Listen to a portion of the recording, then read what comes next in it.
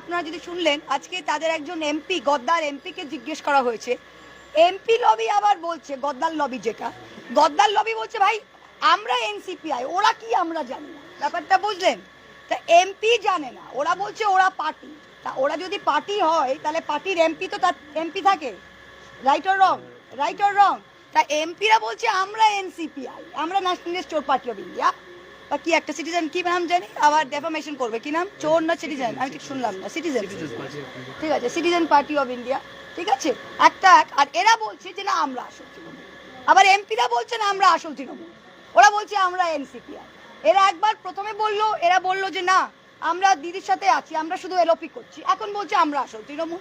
ভাই ঠিক আছে, তোমরা প্রমাণ করো তোমরা আসল তৃণমূল, দিদিকে তো গিয়ে দাঁড়িয়ে প্রমাণ করতে হবে না, বাংলার মানুষ জানে কে আসল তৃণমূল। আর আমি আবার একই জিনিস বলছি, যে মহিলা দাঁড়িয়ে তিনি নিজে সিপিএম এর আমলে কংগ্রেসের রমরমা বাজার ছেড়ে কংগ্রেসের সুদিনে নিজে একা বেরিয়ে এসে যিনি সিম্বল এঁকে 9টা এমপি থেকে একটা এমপি থেকে আবার ফিরে গিয়ে 3বার চিফ মিনিস্টার হয়েছেন, তাকে সিম্বল নিয়ে ভাবতে হয় না, তার হাত কাজ করে তিনি আরেকটা সিম্বল আঁকতে পারেন। তাই এই জিনিসটা তো ওদের নেই, এই জিনিসটা তো ওদের নেই, সেটাই মেন। আরেকটা যেটা আমি মেন বলতে চাই, যে আপনারা সবাই দেখতে পাচ্ছেন, আর আমার সত্যি খুব দুঃখ হচ্ছে যে আপনাদের মানে সবাইকে বলবো না, কিন্তু অধিকাংশই, ভাই আপনার কি প্রবলেমটাকে চুপ করুন না প্লিজ, খুব অসুবিধা হচ্ছে।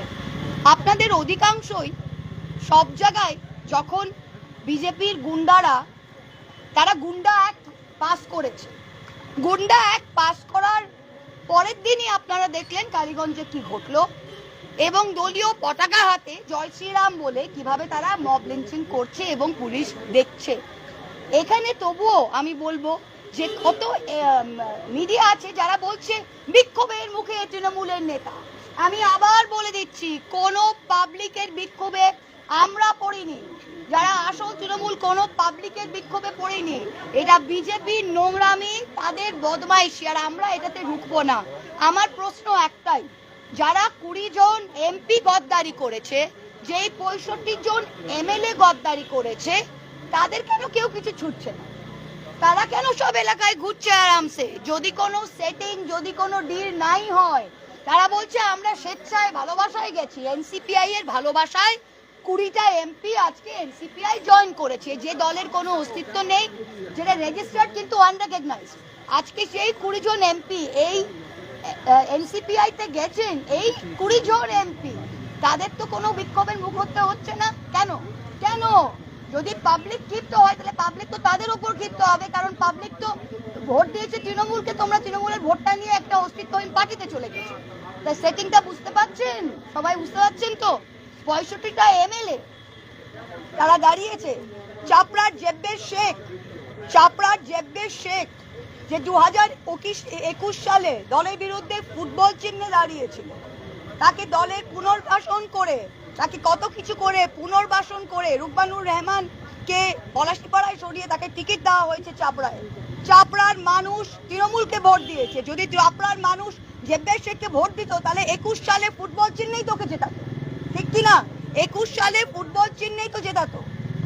এখন তৃণমূল সিম্বলে দাঁড়িয়ে রুকমানুর রহমানকে আমরা পলাশীপাড়ায়, আমি ক্ষমা প্রার্থী, আমি মানুষের কাছে ক্ষমা প্রার্থী যে এই কদ্দার আমরা চিনতে পারিনি। আর চাপড়ার মানুষ শিখে রাখুন যে যখন ওবিসি বিলটা এসছে, ওবিসি বিল যখন এসছে বিধানসভায়, যেখানে 77টা ক্যাটাগরি মুসলমানদের বার করা হচ্ছে ওবিসি থেকে, সেখানে জেব্বের শেখ, যেই চাপড়া অ্যাসেম্বলি কনস্টিটিউয়েন্সিতে 70% অধিকাংশ মুসলমান, সেখানে দাঁড়িয়ে জেব্বের শেখ অন ক্যামেরা চোরের মতো বার হয়ে গেল, তাও নিজে জানতো না কোথায় যাবে, তাকে এসে কেউ বললো চল চল চল, সে সুরসুর করে বেরিয়ে গেল। তার লোককে কি জবাব দেবে তুমি? লোককে কি জবাব দেবে? আজকে ওবিসি বিলের বিরুদ্ধে তুমি ভোট দিলে না, ওবিসি বিলের বিরুদ্ধে। এরা তৃণমূল, এরা আসল তৃণমূল, এরা গদ্দার, এরা ফুটবল কেন আমি বলবো একটা টেনিস বল হওয়ার যোগ্য না। গতকালের ঘটনা একজন এখনো গ্রেফতার নয়, দেখুন না, ঠিক আছে, গ্রেফতার হবে কেন? গ্রেফতার হবে কেন? এটা তো বিজেপি পার্টি আর পুলিশ তাদের দলদাস, ভালো বাংলায় আর চলতি ভাষায় চাকর।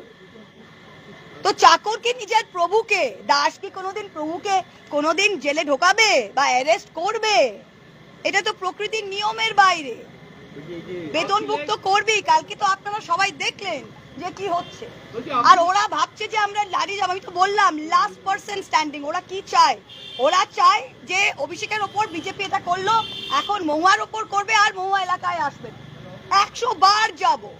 আর কালকে আমার খুব ভালো করিয়ে দিলেন, কারণ আমি দুটো জিনিস বুঝে গেলাম। আমি বুঝে গেলাম তারা বিজেপি, আর আমি এটাও বুঝে গেলাম যে তৃণমূলের মধ্যে থেকেও যারা আসলে বিজেপি। এই দুটোই বুঝে গেলাম। ওরা আপনাকে ঘটনাকে আপনাকে সমর্থন করেছে জানিয়ে। হ্যাঁ, করবেই তো। কোন সভ্য শিক্ষিত মানুষ এটাকে তো সমর্থন করবেই।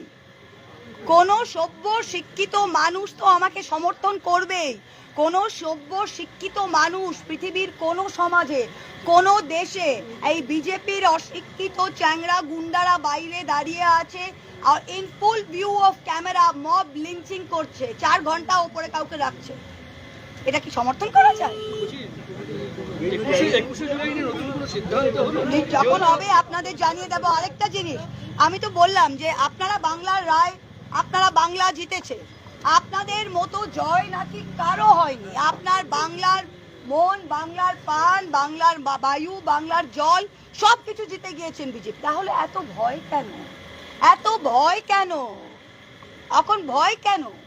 তাহলে আপনাদের পুরো মধ্য কলকাতায় কোনোদিন, আমি হাসছি এখন, 21শে আইন, এটা 21শে জুলাই নয়, এটা 21শে আইনে পরিণত হয়েছে। 21শে আইন পুরো মধ্য, আপনারা অর্ডারটা দেখেছেন? পুরো মধ্য